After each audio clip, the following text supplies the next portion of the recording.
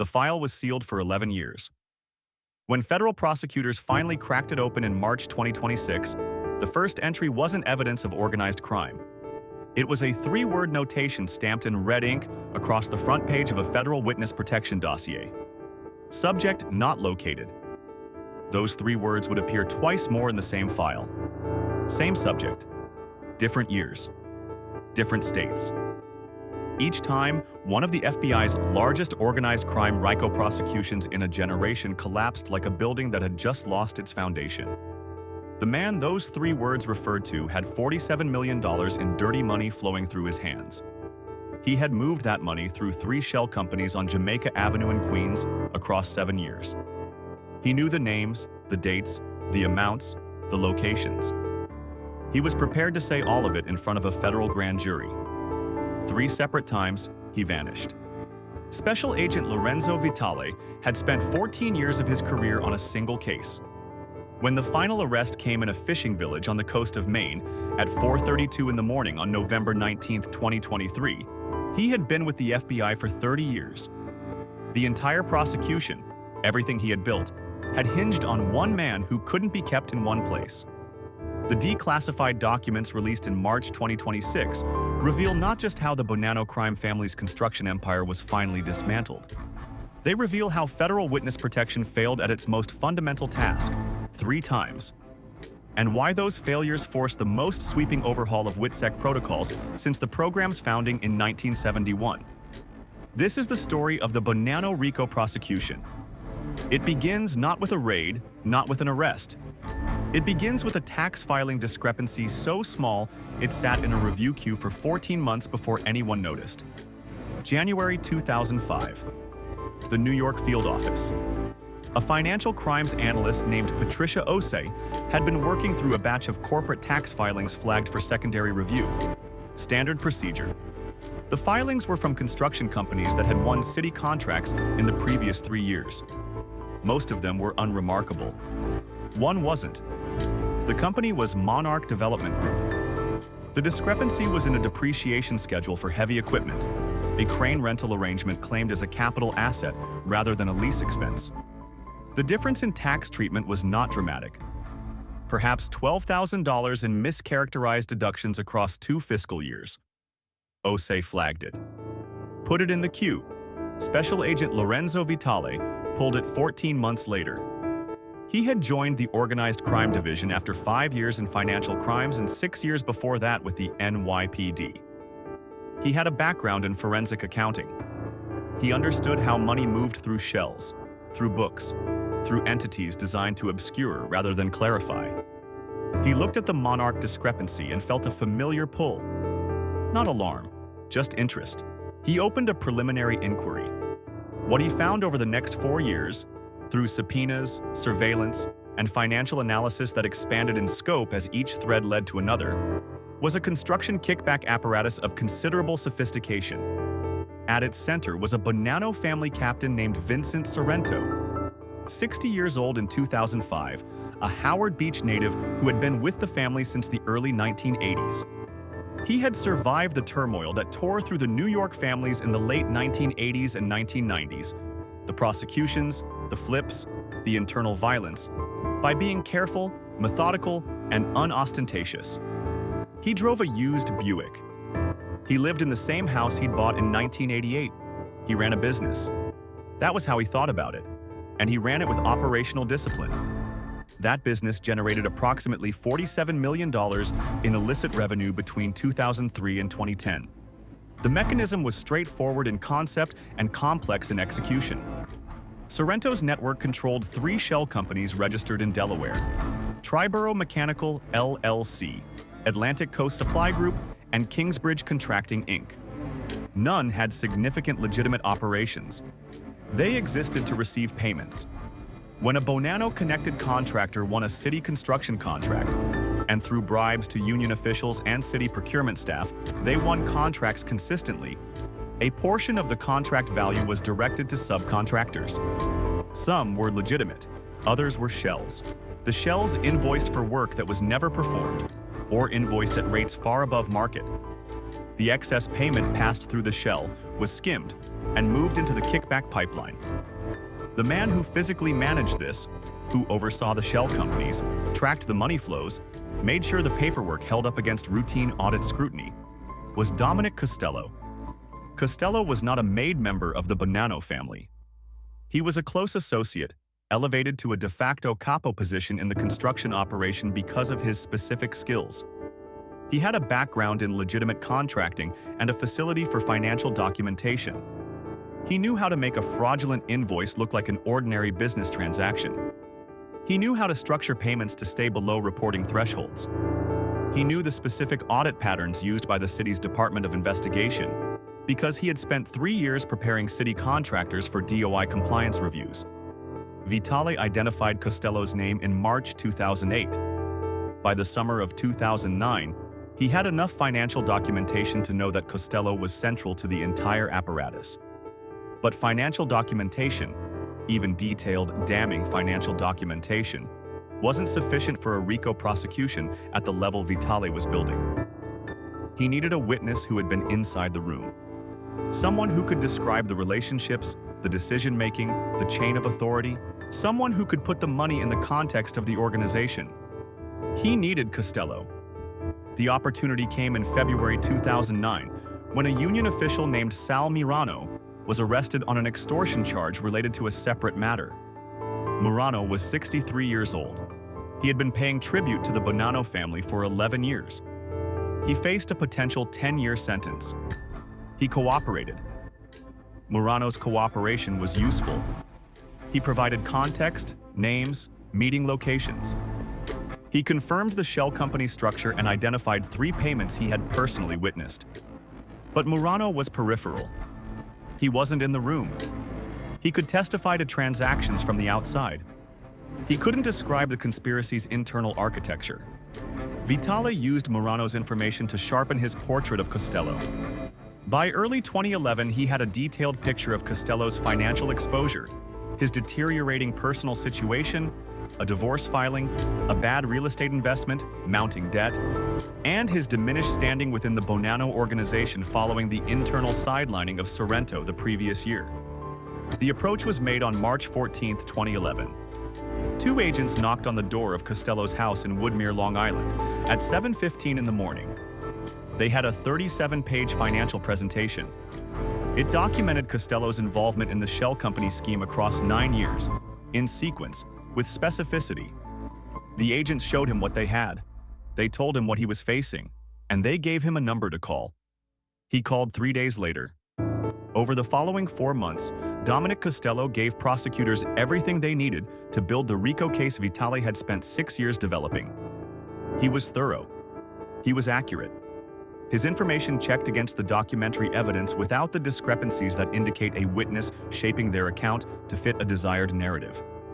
He produced records from a safety deposit box at a bank in Forest Hills. Financial documents he had maintained apparently as personal insurance. Those records were precise, detailed, and devastating. They confirmed $47,208,000 in illicit payments through the 3 Delaware shells between 2003 and 2010. They identified transactions by date, amount, counterparty, and purpose. They named the recipients. They named the payers. They traced the money through 5 different financial institutions across 3 states. The government entered Costello into the Witness Security Program on July 11, 2011. He was relocated to a safehouse apartment in Phoenix, Arizona, under the name Daniel Carver. His USMS handler, a deputy marshal named Timothy Graff, made scheduled check-in contact on July 24th, July 31st, and August 7th. Each contact was routine. Costello was adapting to the new circumstances. On August 14, 2011, Timothy Graff arrived at the Phoenix apartment for his scheduled check-in. The apartment was empty. Personal items were gone. Costello's government-issued phone was on the kitchen counter, still powered on. No note. No sign of duress. No sign of a struggle. Subject not located. The disappearance wasn't random. The declassified documents reveal that Costello had, 2 days earlier, told Deputy Marshal Graff that he believed someone was watching the apartment.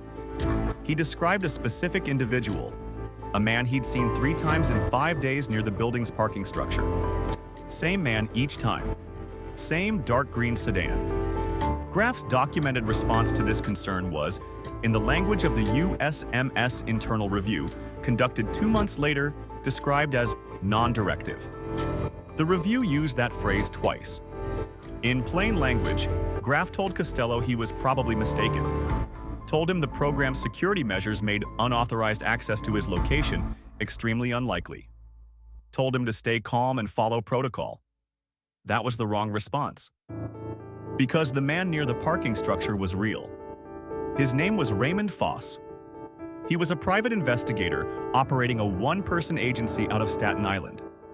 He had been hired by a lawyer working on behalf of a Bonanno associate whose name appeared prominently in Costello's documents. For 5 months, Fosse had been tracking a thread, from Costello's known associates, through real estate records, through a business filing in Delaware connected to one of the shells, to a forwarding address in Arizona that had been created under the Daniel Carver identity. The chain of inference had required patience and skill. But the information Fosse needed had been publicly accessible at every step. Fosse had not made contact with Costello. He had confirmed the location and photographed the building. What he did with that information afterward remains technically unresolved in the public record. But the timing, Costello's disappearance 2 days after Fosse's confirmed surveillance, was not lost on anyone reviewing the timeline. The program had been penetrated, not through a direct security failure, not through a leak within the Marshal Service, through publicly available records and methodical inference by a private investigator working for $1,000 a day. Costello had known someone was there.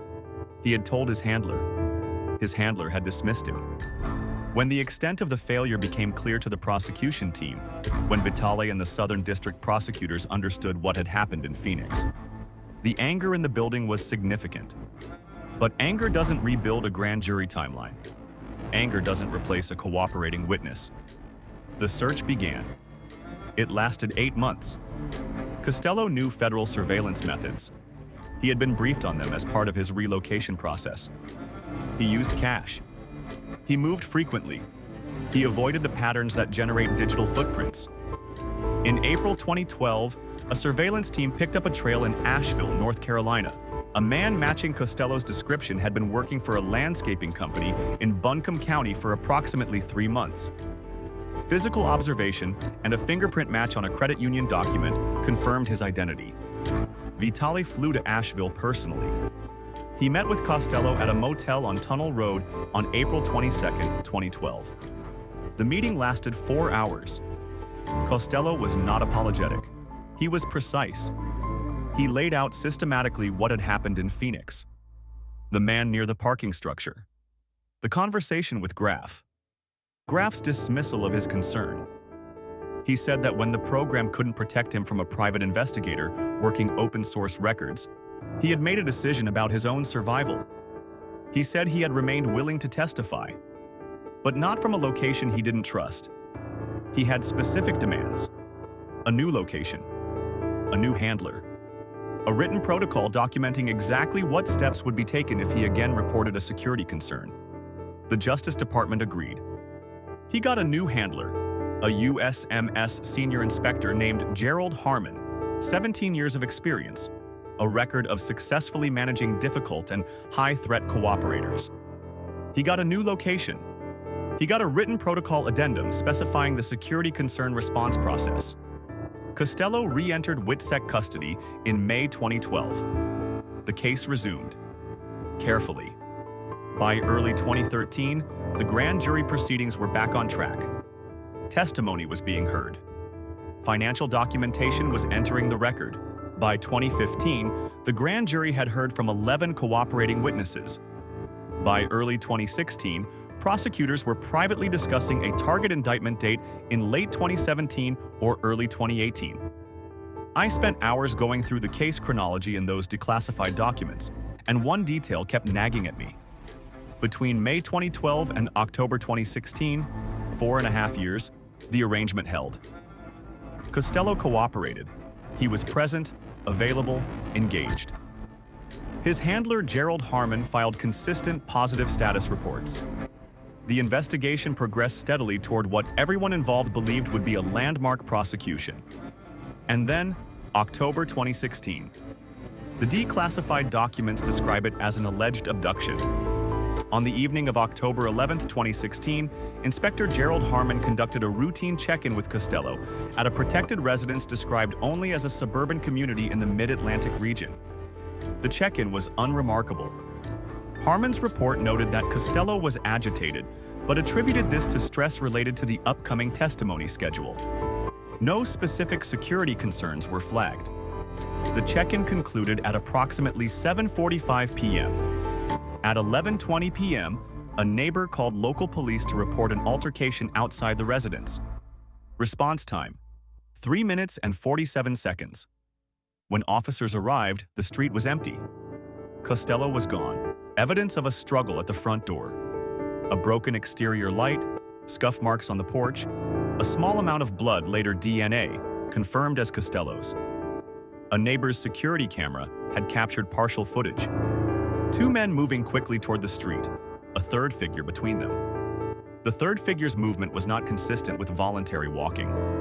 The federal fugitive database was updated with a notation that, for the first time in the CW3 file, did not read "subject not located." It read, "possible abduction." The investigation that followed ran parallel to the Maine Bonanno prosecution for 3 years. 2 tracks. 2 separate investigative teams. The question of whether the Bonanno family had actually located and abducted their former capo, while he was under federal protection, in a secured location, had implications beyond the single RICO case. If true, it meant the program had been penetrated a second time. If true, it raised questions about whether any organized crime cooperator in WITSEC was safe from a sufficiently motivated organization. Vitale's assessment, delivered in an internal memo in November 2016, was careful. He noted the genuine ambiguity. He also noted that Costello had been known to act independently when he felt his security was at risk. He recommended that the investigation treat both the abduction and voluntary departure scenarios as equally plausible until evidence determined otherwise. The evidence took 3 years to clarify. In March 2019, an informant with credible Bonanno family connections approached the Bureau's New Jersey field office with an account of the October 2016 disappearance. The informant's account contradicted the abduction narrative entirely. According to this informant, Costello had not been taken against his will. He had arranged the departure himself, with the assistance of 2 men he had recruited through a connection predating his entry into WITSEC. The blood and scuff marks were staged, part of a performance designed to make the departure look involuntary and deflect the legal exposure that would come from a second voluntary flight. The informant's account was never officially confirmed or denied in the public record, but the declassified documents acknowledge that it was considered seriously and materially altered the direction of the search operation. In an April 2019 memo, Vitale called it the most plausible explanation for the October 2016 event. What strikes us about this case, particularly this detail, is what it suggests about Costello's state of mind. If the informant was right, Costello hadn't been grabbed. He had run. But differently than Phoenix. Not in panic. With planning, with theatrical staging, with forethought. That's a different kind of flight.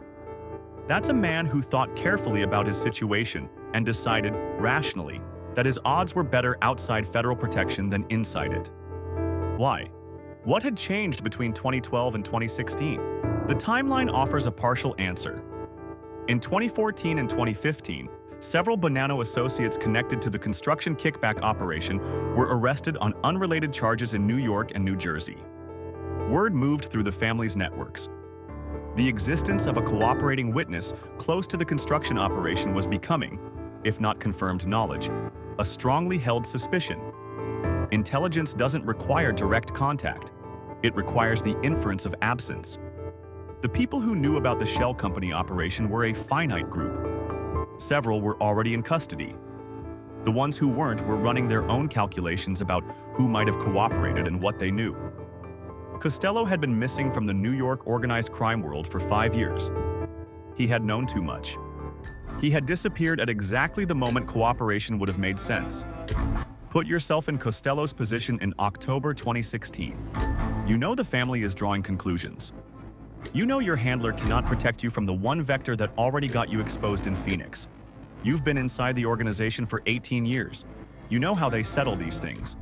And you know the prosecution you agreed to support is still years away from indictment. Maybe the staged abduction made sense, not morally, strategically. The search for Costello after October 2016 was the longest and least successful of the 3 attempts. The previous search had run 8 months and ended with a physical identification in Asheville. This one ran more than 3 years before meaningful progress was made. The USMS Fugitive Task Force rotated personnel multiple times. A promising tip in January 2019 placed Costello in the Dominican Republic. 6 weeks of investigation confirmed it was someone else.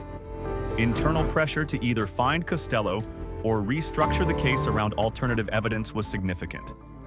An assessment filed in February 2018 by the lead prosecutor stated plainly, the prospect of successful prosecution without CW3 is assessed as low to negligible. Resources assigned to the case were quietly reduced. The grand jury calendar went inactive.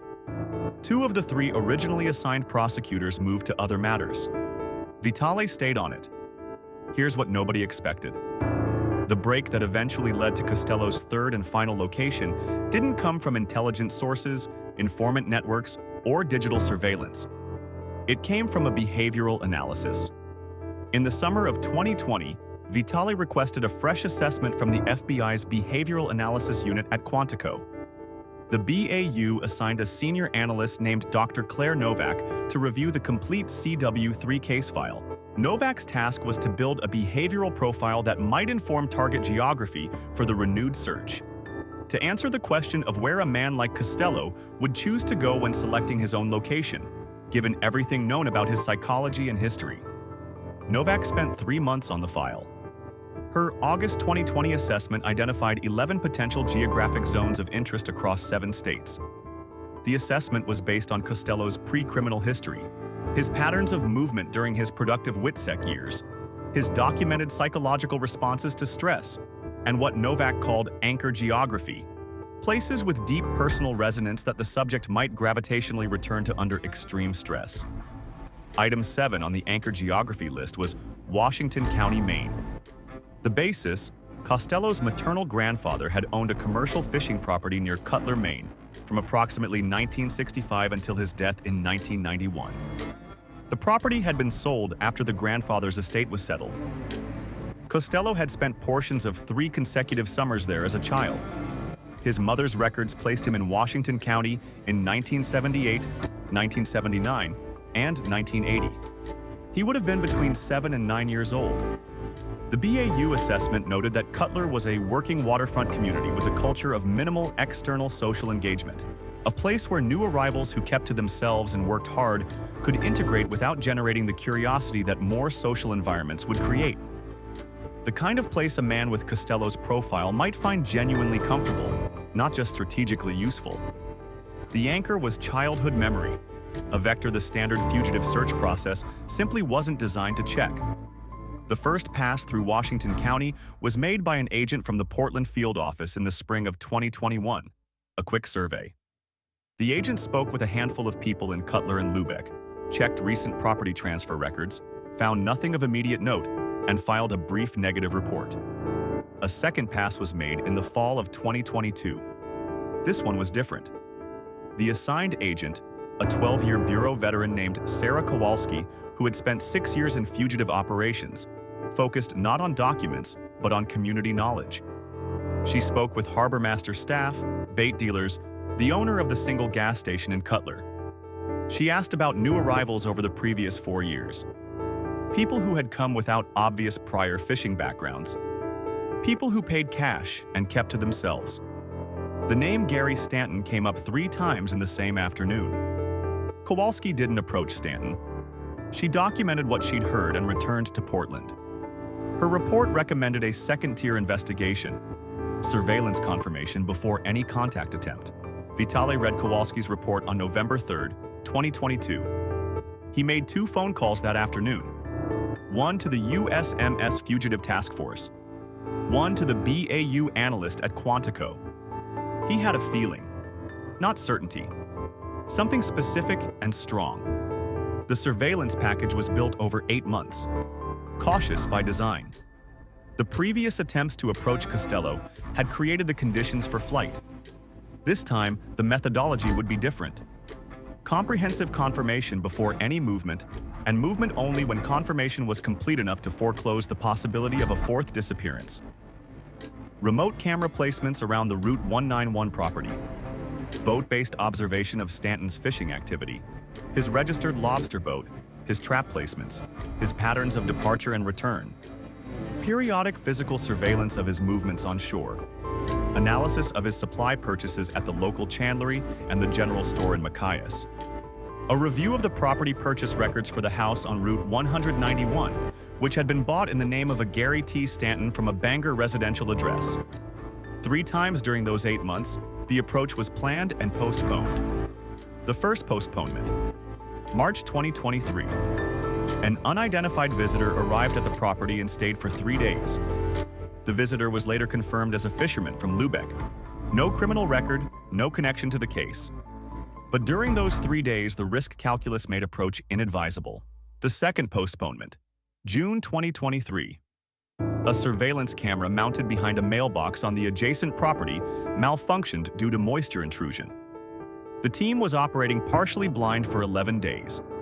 An approach without full coverage wasn't acceptable. The third postponement, September 2023. Weather. An offshore system brought sustained gales and heavy rain at the point where the team had planned to move. Stanton was offshore, then onshore, but inaccessible. Here's the part that doesn't sit right even now. During those 8 months of preparation and 3 postponements, the recovery team had 3 opportunities to approach and chose not to each time. Every postponement was correct. Every postponement also carried the risk that the man inside would notice something and run before they were ready. 8 months is a long time to hold your breath. By November 2023, the surveillance package had been running for 8 months. The physical identification was as solid as it was going to get. 2 independent analysts at Quantico had reviewed telephoto images taken November 15th, the clearest obtained, and both returned the same verdict. High confidence match to the age-progressed CW3 imagery. November 19th, 2023. The joint FBI-USMS fugitive recovery team had been in Cutler for 6 days. 6 agents total. 3 maintaining surveillance from a rented lobster boat anchored in the cove below the property. 3 in a vacation rental 2 streets over. Thermal imaging equipment confirmed a single occupant in the house each night. Movement pattern analysis indicated the occupant regularly rose between 4 o'clock and 4:45 a.m., consistent with a working fisherman preparing for early tide departures. At 4:23 a.m. on November 19th, a light came on in the kitchen window of the house on Route 191. At 4:31 a.m., the thermal imaging unit registered movement toward the rear exit. At 4:31 a.m., a figure appeared on the back porch. Rubber boots, a torn yellow rain slicker. He lit a cigarette. He stood with his back to the approaching agents, looking out toward the water. At 4:32 a.m., 6 agents moved from 3 directions simultaneously. He didn't run. He didn't reach for anything. He turned, saw the figures coming across the yard, and stood still. He said, "I knew you'd find this place eventually." Then he asked whether they'd tracked him through the boat registration or the property purchase. They told him neither.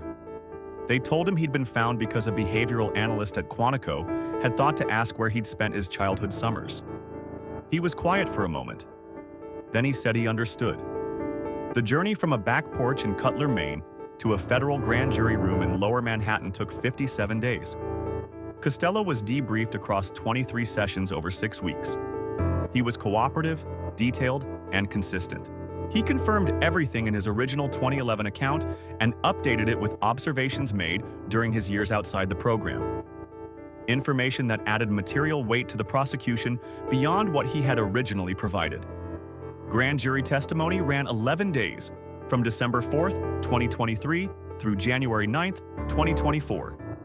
On January 14th, 2024, Indictments were sealed and arrest warrants executed in simultaneous operations across New York, New Jersey, Florida, and Arizona. 214 federal agents across 8 field offices. 71 defendants. The most comprehensive single-day Bonanno takedown in the family's history. Vincent Sorrento was arrested at his home in Howard Beach, Queens, at 6:15 a.m. He was 72 years old. He did not resist. He said nothing to the agents who put him in handcuffs. His attorney would later tell the court that Sorrento had been waiting for this day for years. He had simply been hoping it would come after his death. It hadn't. Arthur Del Vecchio, Monarch Development Group, was arrested at a restaurant on 2nd Avenue in Manhattan at 12:43 p.m. He finished his espresso before standing up and straightening his jacket. His attorney entered a not guilty plea the following morning. 31 additional arrests were executed in New York, New Jersey, Florida, and Arizona over the following 3 days as part of the coordinated sweep. Local warrant service in several jurisdictions was handled by USMS fugitive teams. FBI field offices in Tampa, Tucson, and Phoenix executed operations simultaneously with the New York arrests. Total personnel involved in the January 2024 sweep: 214 federal agents across 8 jurisdictions. The evidence package submitted to the court ran approximately 47,000 pages. Financial records, surveillance intercepts, grand jury testimony, cooperating witness statements, and at the center of all of it, Dominic Costello's account of 14 years inside the family's construction empire.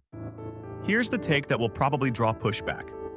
The WITSEC system failed Dominic Costello twice before it ever had a chance to hold him. The Phoenix failure was a direct result of a handler dismissing a documented security concern. The second departure, staged or not, was the rational response of a man who had once told the program he was in danger, had been told he was wrong, and then watched himself be proven right. We're not arguing that what Costello did was correct under law. We're saying the government's credibility as a protection provider was destroyed before Costello destroyed the government's credibility as a cooperating witness. Those 2 failures happened in that order. The question of institutional responsibility shaped the overhaul that followed. Raymond Foss, the Staten Island PY, who had located the Phoenix apartment in 2011, was publicly identified in court filings in February 2024. He was 67 years old. He declined all media comment and retired from private investigation within weeks. He was not charged with a federal crime. Accessing publicly available records, even in service of locating a protected witness, fell outside the specific criminal statutes applicable to the acts described.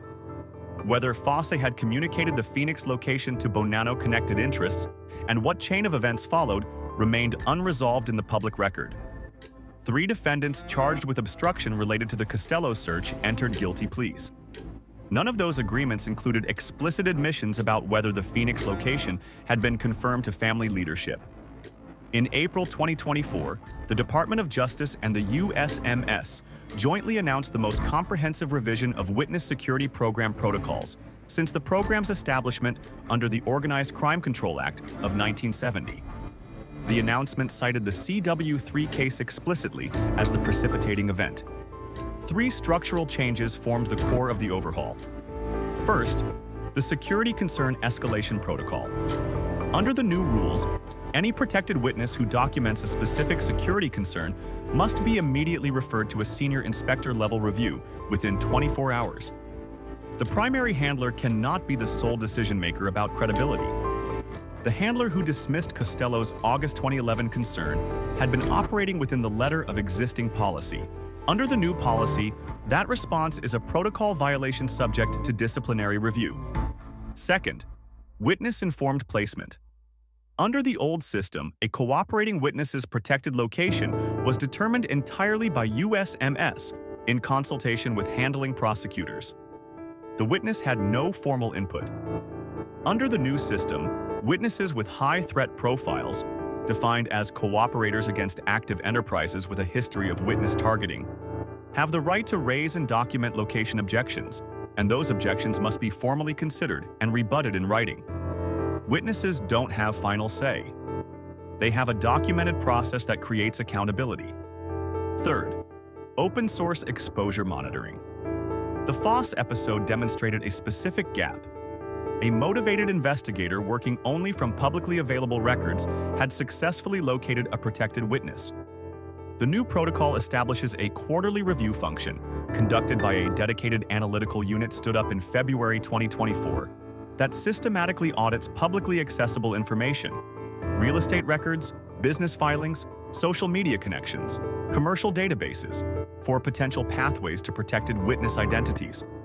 Since the unit began operations, it has identified 12 placements carrying elevated open-source exposure risk. All 12 were quietly relocated in the fall of 2024. What do you think? Did the system fail these witnesses? Or was this an inevitable limitation of any protection program operating in a world of open records?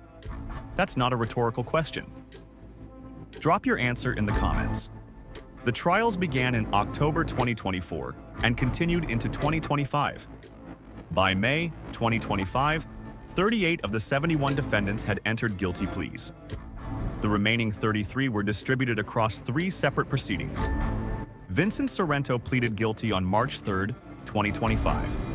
He received a sentence of 23 years. At 72, with documented health conditions, it was effectively a life sentence. His attorney entered a statement at sentencing. The judge acknowledged it. The sentence stood. Arthur Del Vecchio's trial ran 3 weeks. His defense, that he had been unwittingly used by Bonanno associates who operated the shell scheme without his full knowledge, was not believed by the jury. They deliberated for 9 days. Guilty on 11 of 14 counts. Sentenced in April 2025 to 17 years. The acting Bonanno boss named in the indictment was, as of spring 2026, in an ongoing Second Circuit proceeding challenging portions of Costello's testimony on procedural grounds. That matter remained unresolved. Lorenzo Vitale retired from the FBI on February 28, 2025. 31 years of service. His retirement was noted in a single paragraph in the Bureau's internal newsletter. No press release, no ceremony that reached any public record, no public statement. He had spent the final 14 years of his career on one case. He did not speak to journalists.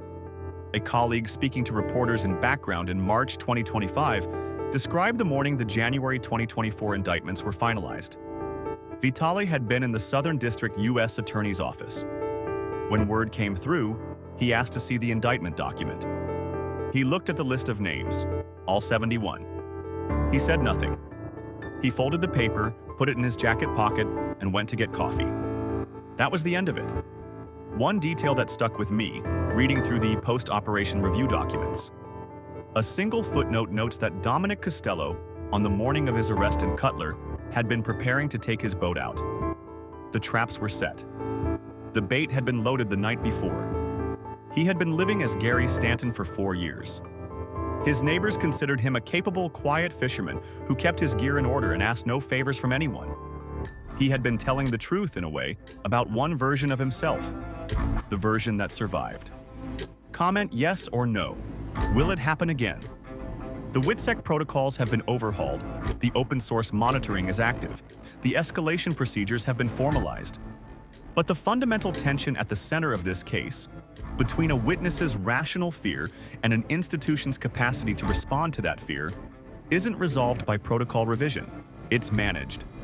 Management and resolution are different things. Costello's testimony referenced an additional 62 names in the indictment appendix, identified as subjects of ongoing investigation. What those 62 names mean for the future of the Bonanno prosecution is the question prosecutors have been sitting with since January 2024. The case isn't over.